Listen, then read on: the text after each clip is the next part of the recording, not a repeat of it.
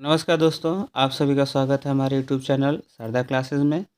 आज हम संख्याएं पढ़ेंगे। इस वीडियो में हम प्राकृतिक संख्या, पूर्ण संख्या, पूर्णांक संख्या और परिमेय संख्या के बारे में पढ़ेंगे और अन्य संख्याओं को हम दूसरे भाग में पढ़ेंगे। तो चलिए शुरू करते हैं आज का वीडियो। हमारी पहली संख्या है प्राकृतिक संख्या। गिनती की संख्याओं को प्राकृतिक संख्याएं कहते हैं। गिनती में हम जिन संख्याओं का प्रयोग करते हैं उसे क्या कहते हैं? प्राकृतिक संख्याएं। तो ये संख्याएं कौन सी हैं?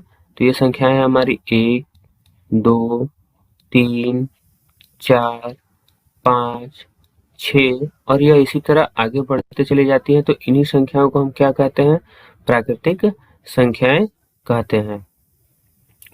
अब यह सवाल होता है, प्रश्न उठता है कि प्राकृतिक संख्या 1 से तो प्रारंभ हो रही है और यह कहाँ तक जाएंगी? तो हम देख रहे हैं कि इन संख्याओं में एक क्रम है। दूसरी संख्या पहली संख्या से क्या है? 1 अधिक है। देखिए अगली संख्या 2 के बाद जो है 3, वह 2 से क्या है? 1 अधिक है। 3 के बाद क्या है? 4, वह उससे 1 अधिक है। 4 के बाद 5, यह इससे 1 अधिक है। 5 के बाद 6, यह इससे 1 अधिक है और यह क्रम इसी तरह आगे की तरफ बढ़ता चला जाता है और यह कहाँ तक जाता है? तो यह अनंत तक जाता है। अब हमें यहाँ एक प्रश्न बनता है कि सबसे छोटी प्राकृतिक संख्या क्या है? तो सबसे छोटी प्राकृतिक संख्या हम देख सकते हैं कि गिनती हमारी कहाँ से प्रारंभ होती है? तो गिनती हमारी 1 से प्रारंभ होती है। तो हमारी सबसे छोटी प्राकृतिक संख्या 1 होगी। और सबसे बड़ी प्राकृतिक संख्या, तो सबसे बड़ी प्राकृतिक संख्या क्या है? अनंत, मतलब हम उसको ज्ञात नहीं कर सकते।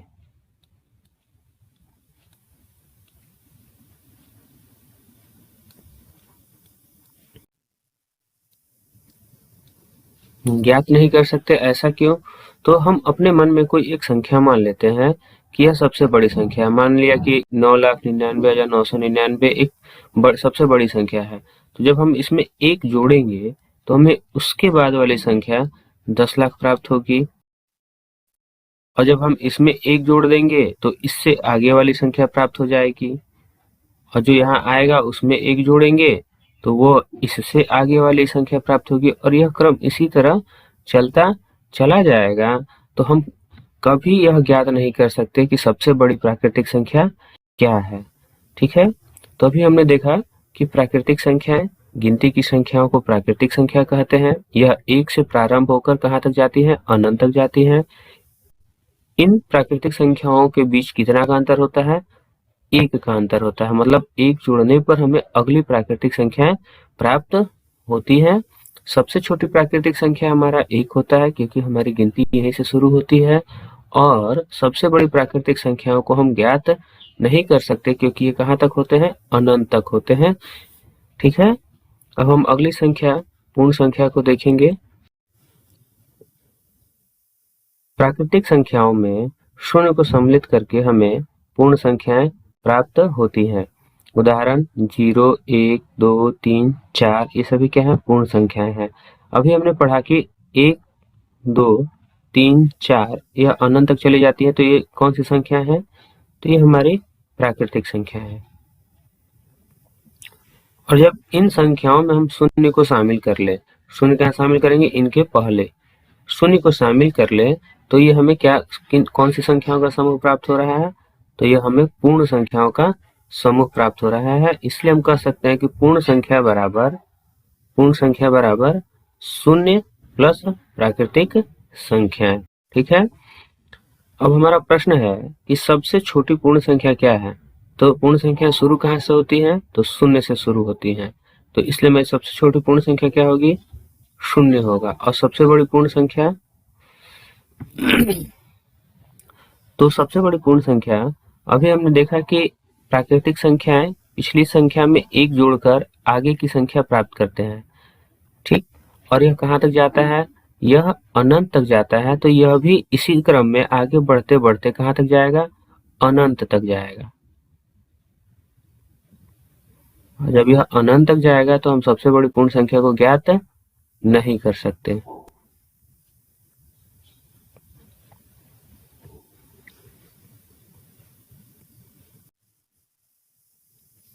ठीक है। अगला प्रश्न है, क्या सभी प्राकृतिक संख्याएं पूर्ण संख्या होती हैं? तो जितनी भी प्राकृतिक संख्याएं हैं, हम देख रहे हैं कि यह सभी क्या है, प्राकृतिक संख्याएं हैं जो वो पूर्ण संख्याएं हैं। तो उसका उत्तर होगा हाँ, सभी प्राकृतिक संख्याएं पूर्ण संख्याएं होती हैं। देखिए, पूर्ण संख्या में सभी प्राकृतिक है। अगला प्रश्न है, क्या सभी पूर्ण संख्याएं प्राकृतिक संख्या हैं? तो पूर्ण संख्या में देखिए शून्य प्लस प्राकृतिक संख्याएं हैं, तो प्राकृतिक संख्याओं में शून्य शामिल नहीं होता है, जबकि पूर्ण संख्याओं में शून्य शामिल होता है। तो इसका आंसर होगा नहीं। क्यों? क्योंकि शून्य एकमात्र प्राकृतिक संख्या है, एक पूर्ण संख्या है,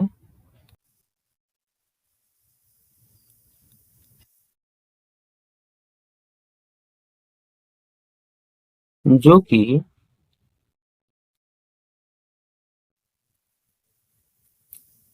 प्राकृतिक संख्या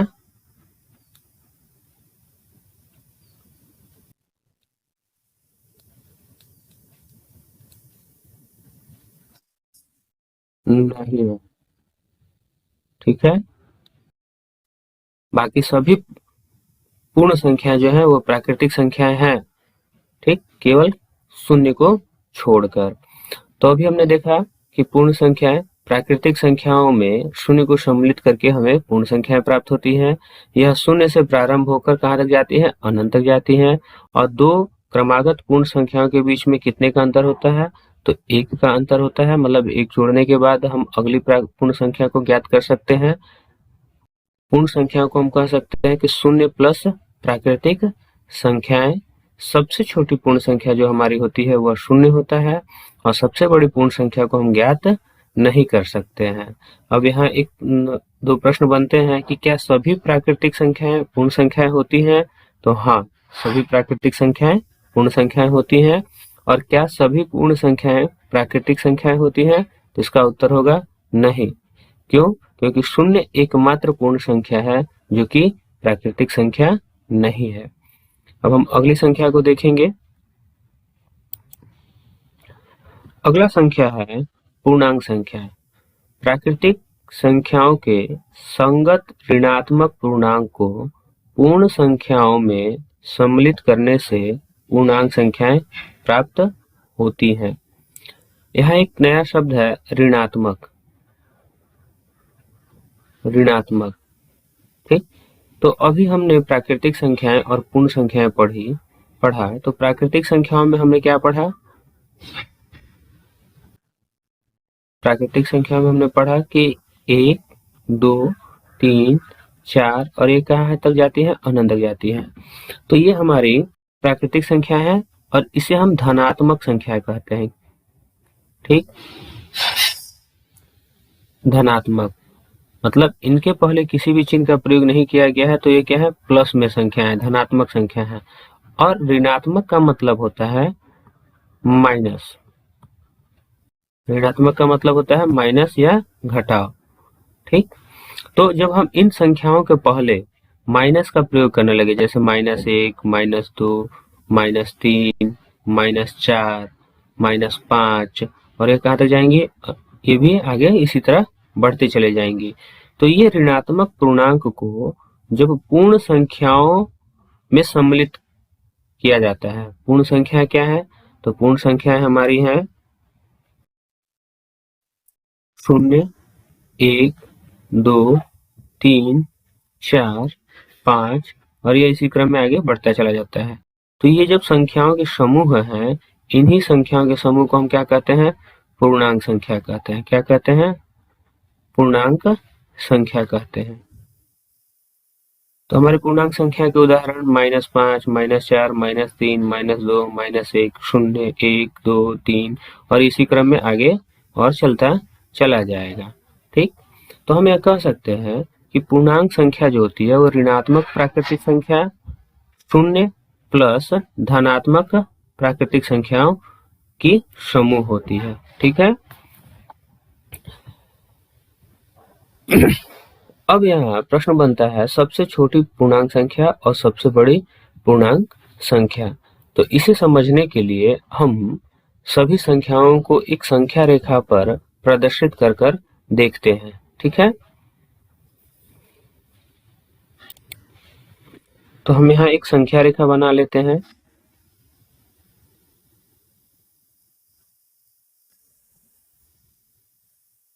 इस संख्या रेखा के बीच में बीचों बीच हम शून्य को रखते हैं। किसे रखते हैं? शून्य को रखते हैं। शून्य जो होता है वो संख्या रेखा का एकदम बीच वाली बिंदु होती है, मध्य बिंदु होती है। अब इस शून्य के दो पक्ष हो गए, एक इस तरफ और एक इस तरफ। तो जो इधर की तरफ है इसे हम दायां पक्ष बोलते हैं, और जो इस तरफ है उसे हम बायां पक्ष बोलते हैं। ठीक, दाएं पक्ष में हम केवल धनात्मक संख्याओं को लिखते हैं, धनात्मक मतलब प्लस वाली संख्याओं को लिखते हैं, और बाएं पक्ष में हम ऋणात्मक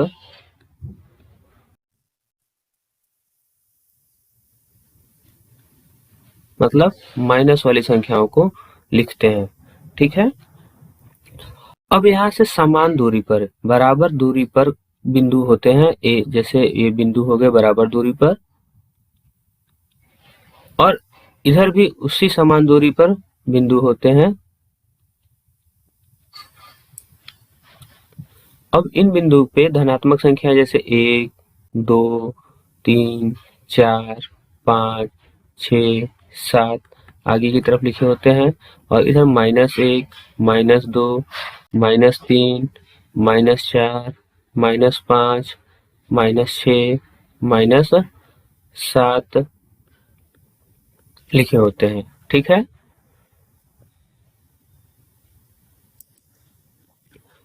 अब हम यहाँ देख रहे हैं कि संख्या रेखा के दाएं की तरफ जब हम इधर बढ़ रहे हैं तो अगली संख्या में हमें क्या करना पड़ता है? 1 जोड़ना पड़ता है। अगली संख्या में हमें क्या जोड़ना पड़ता है?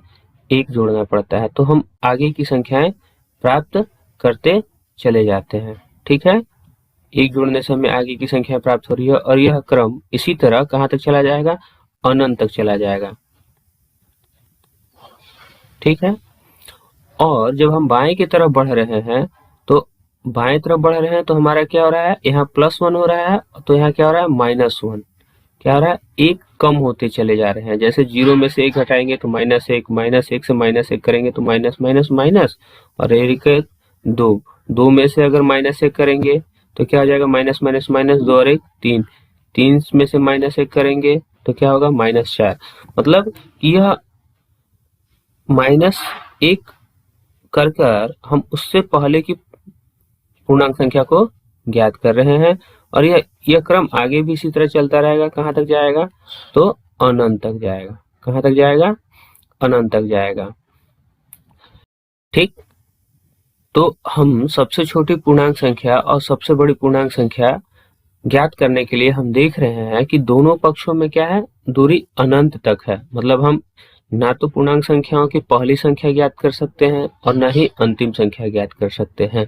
तो इस प्रकार हम कह सकते हैं कि हम इन दोनों को ज्ञात नहीं कर सकते हैं, ज्ञात नहीं किया जा सकता। ठीक है, अब ये बड़ी और छोटी संख्या की बात है, तो बड़ी संख्याएं किधर हैं और छोटी संख्याएं किधर हैं? तो हम देख रहे हैं कि इस तरफ बढ़ने पे हमारी संख्याओं का मान क्या है? बढ़ता है। तो दाएं जाने पर संख्याओं का मान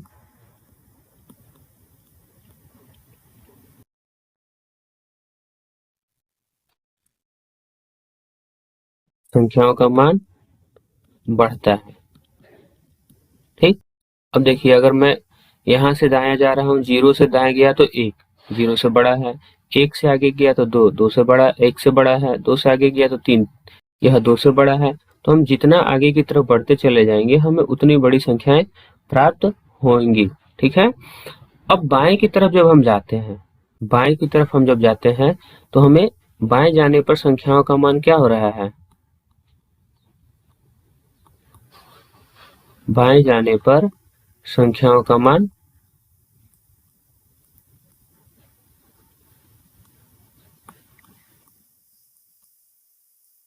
घटता है। बाएं जाने पर संख्याओं का मान क्या होता है? घटता है। ठीक, अब कैसे घट रहा है? तो हम देखिए इधर बाएं की तरफ जा रहे हैं, तो जितना हम इधर जा रहे हैं हमारी मान क्या हो रही है? उतना ही कम होता जा रहा है। अब यह केवल शून्य के इस तरफ से ही नहीं है, हम यहाँ से भी देख ले। जैसे 7 से अगर मैं बाएं आया तो क्या मिला मुझे? 6 मिला। तो 7 से 6 में जब मैं घटा रहा हूँ तो क्या है? 1 कम है, कम हो रहा है ना। तो अब इसी तरह 6 से बाएं अगर आऊंगा 5, तो 5 क्या है? 6 से छोटा है। और अगर 6 के मैं दाएं जाता हूँ तो क्या प्राप्त होती है? 7। जैसे मैं यहाँ 6 ले लूं और 6 के दाएं की तरफ क्या है? 7 और बाएं की तरफ क्या है? 5। तो देखिए मैंने कहा दाएं जाने पर मान बढ़ता है, तो यह 6 से क्या है? बड़ा है। और बाएं जाने पर संख्या का मान क्या है? घटता है, तो यह 6 से क्या है? छोटा है। बाएं जा रहे हैं हम। तो अब जितनी भी संख्याएं जो जितनी बाएं हैं वह पीछे दाएं वाली संख्या से क्या है? छोटी है। जैसे -1 से छोटा क्या होगा? -2। -2 से छोटा क्या होगा? -3। -3 से छोटा क्या होगा? -4। -4 से छोटा -5। मतलब कि जो संख्याएं जैसे -7 जो है वो इन सभी संख्याओं से क्या है? छोटी है। -6 से, -5 से, -4 से, -3 से, -2 से, -1 से, ये सभी क्या है? छोटी है। तो हम देख रहे हैं कि संख्या का संख्यात्मक मान जितना ज्यादा है, अगर उसके पहले माइनस का चिन्ह लगा है तो वह उतनी ही छोटी है संख्या है, उतना ही छोटा संख्या है। जैसे -7 जो है वह -1 से क्या है? छोटा है। -1 बड़ा है और -7 क्या है? छोटा है। इसी तरह अगर हम कहें कि -17 और 7 में कौन बड़ा है, तो हमारा -7 क्या है? बड़ा है, क्योंकि यह संख्या रेखा में 17 के दाएं साइड पे है। -17 के क्या है? दाएं साइड पर है। और 7 से -17 क्या है? बाएं साइड पर है। ठीक है, तो इस प्रकार हम बड़ा पूर्णांक, बड़ी पूर्णांक संख्या और छोटी पूर्णांक संख्या ज्ञात कर सकते हैं। अगर सबसे बड़ी और सबसे छोटी संख्या पूछी जाएगी तो हम उसे ज्ञात नहीं कर सकते, क्योंकि यह दोनों तरफ कहाँ तक जाती है? अनंत तक जाती है। ठीक है, चलिए अब हम आगे देख रहे हैं।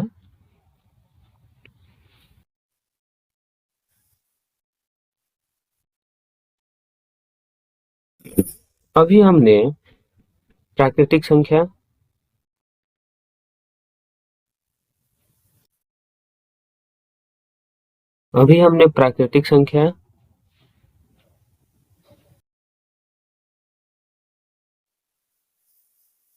पूर्ण संख्या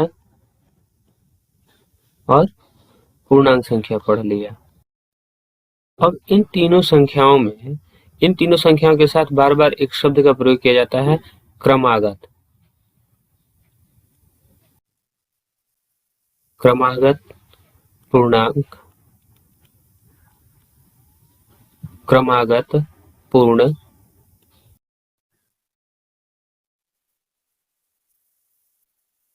क्रमागत प्राकृतिक।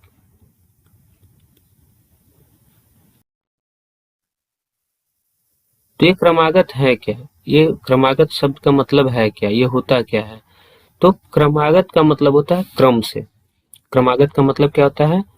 क्रम से। ठीक, तो जो संख्याएं क्रम से आएंगी तो उन्हें हम, अगर प्राकृतिक संख्या है तो क्रमागत प्राकृतिक कहेंगे, अगर पूर्ण संख्या है तो क्रमागत पूर्ण संख्या कहेंगे, और अगर पूर्णांक संख्या है तो क्रमागत पूर्णांक संख्या कहेंगे। जैसे एग्जाम्पल के तौर पे हम ले लें 1, 2, 3, 4, तो क्या है? एक क्रम में है ना? एक क्रम में है। क्यों एक क्रम में है? तो हमने पढ़ा कि दो प्राकृतिक संख्याओं के बीच में अंतर क्या होता है? 1 का होता है। तो देखिए दोनों के बीच में 1 का अंतर है, मतलब ये क्या है? क्रम से है। ठीक, तो ये क्या है? क्रमागत। अब ये प्राकृतिक संख्या भी है, और हमने पढ़ा कि प्राकृतिक संख्या किस में शामिल होती है? पूर्ण में। तो यह पूर्ण भी है, और यह दोनों किस में शामिल होते हैं? पूर्णांक में। तो यह पूर्णांक भी है। ठीक, यह क्रमागत प्राकृतिक भी है, पूर्ण भी है और पूर्णांक में है। क्यों? क्योंकि इनके बीच में एक एक का अंतर है। अब अगर प्रश्न कोई कहे कि 16, 17, 18, 19 क्या यह क्रमागत संख्याएं हैं? तो अगर इसके पहले कुछ नहीं है तो हमें उससे मतलब नहीं है, ये क्या एक क्रम में है?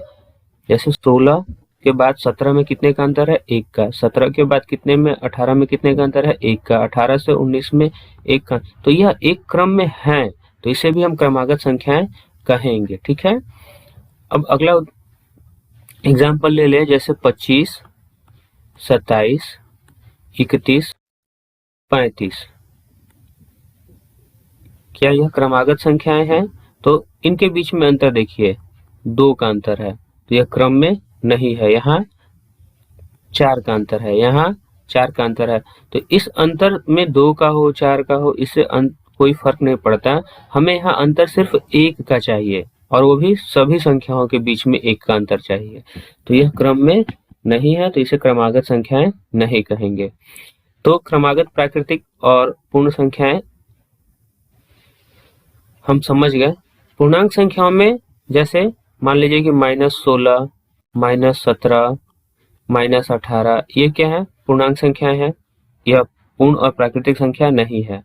तो क्या यह क्रमागत संख्याएं हैं? तो इनके बीच में भी देखिए अंतर कितने का है?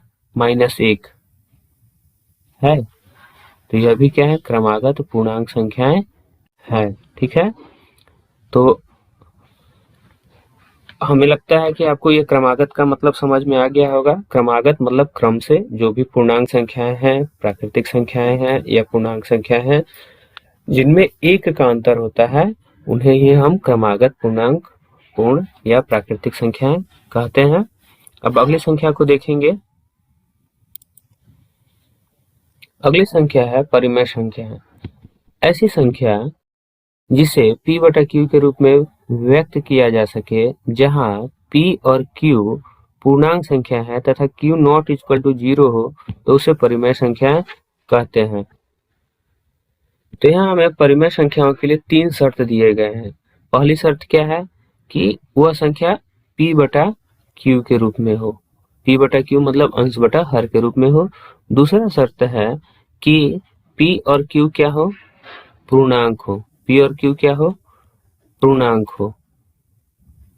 और तीसरा शर्त है कि q क्या नहीं होना चाहिए? तो q 0 के बराबर नहीं होना चाहिए। अगर कोई संख्या इन तीनों शर्तों को पूरा करती है तो उसे हम परिमेय संख्याएं कहेंगे। अगर इसमें से किसी भी एक शर्त को वो पूरा नहीं करेगी तो वह परिमेय संख्या नहीं होगा। जैसे अब एग्जांपल ले ले हम 2/3। तो 2/3 जो है वह p बटा q के रूप में है, तथा p बराबर क्या है? 2 है, और q बराबर क्या है? 3 है। और 2 और 3 दोनों क्या है? 2 और 3 क्या है? पूर्णांक है।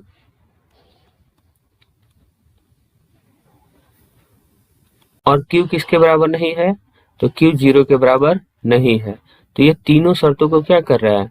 पूरा कर रहा है, इसीलिए क्या है? एक परिमेय संख्याएं हैं। ठीक, अब हम 2/3 को जैसे -2/3 लिख लें, या 2/-3 लिख लें, या -2/-3 लिख लें।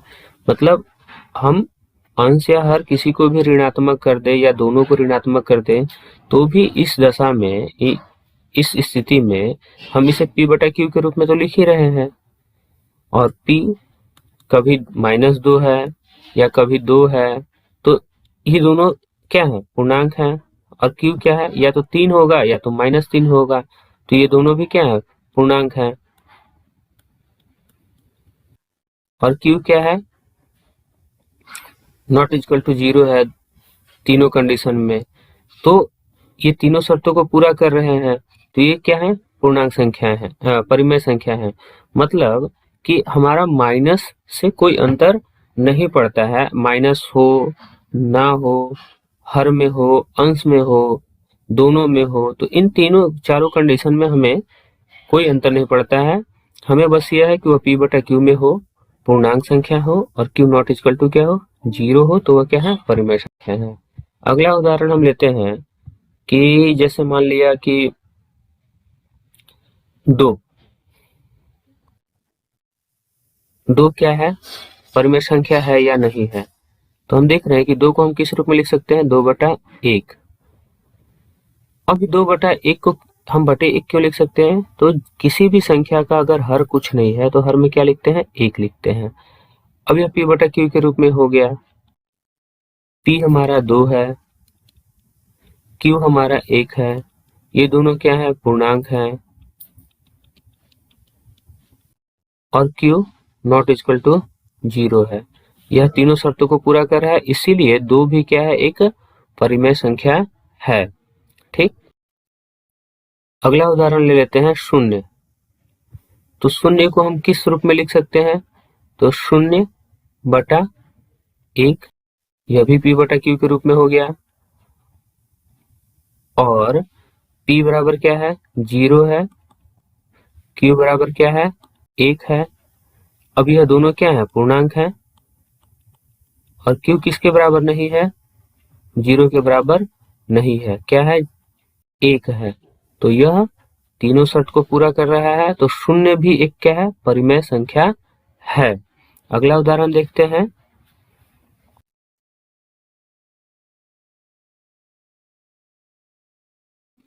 अगला उदाहरण हम लिख लें, जैसे 2/0।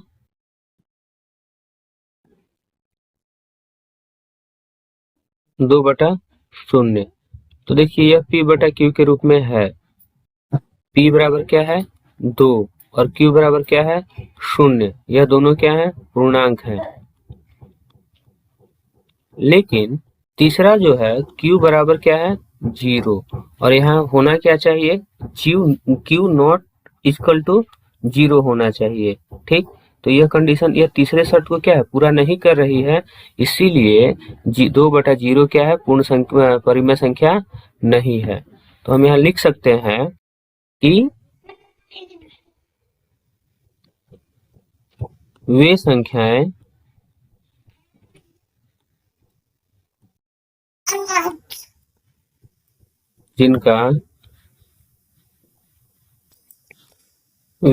जिनका हर 0 हो, परिमेय संख्या नहीं होते हैं। ठीक, अगला हम उदाहरण ले लेते हैं, √2/3। अब देखिए यह p/q के रूप में है, परंतु p क्या है हमारा, √2 है, और यह क्या है, पूर्णांक संख्या नहीं है, पूर्णांक संख्या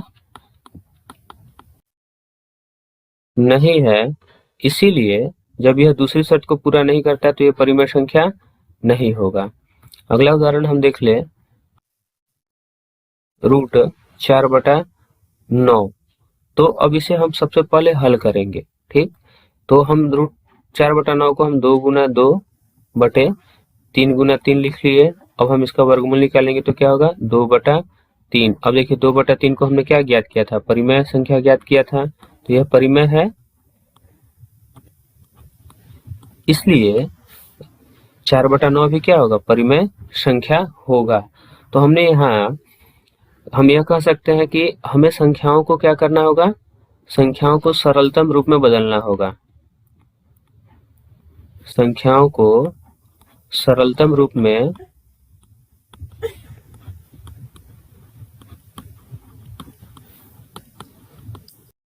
बदलकर, संख्याओं को सरलतम रूप में बदलकर ज्ञात किया जाता है, पर उनके परिमेय होने का, उनके परिमेय संख्या होना ज्ञात किया जाता है। ठीक है, हम उनको बिना सरल रूप में बदले नहीं ज्ञात कर सकते कि वो परिमेय संख्या है या अथवा नहीं है। जैसे अगर मान लीजिए कि √16/25 है, √16/25 है, तो पहले हम इसे हल करेंगे। जब हल करेंगे तो 16 का वर्गमूल क्या होगा, 4, और 25 का वर्गमूल क्या होगा, 5। अब 4/5 क्या हमारा परिमेय संख्या है, तो इसलिए हमारा 16/25 क्या होगा, परिमेय संख्या होगा। इस वीडियो में अब इतना ही। अगले वीडियो में हम परिमेय संख्याओं के कुछ और उदाहरण और अन्य संख्याओं को भी पढ़ेंगे। तब तक के लिए धन्यवाद।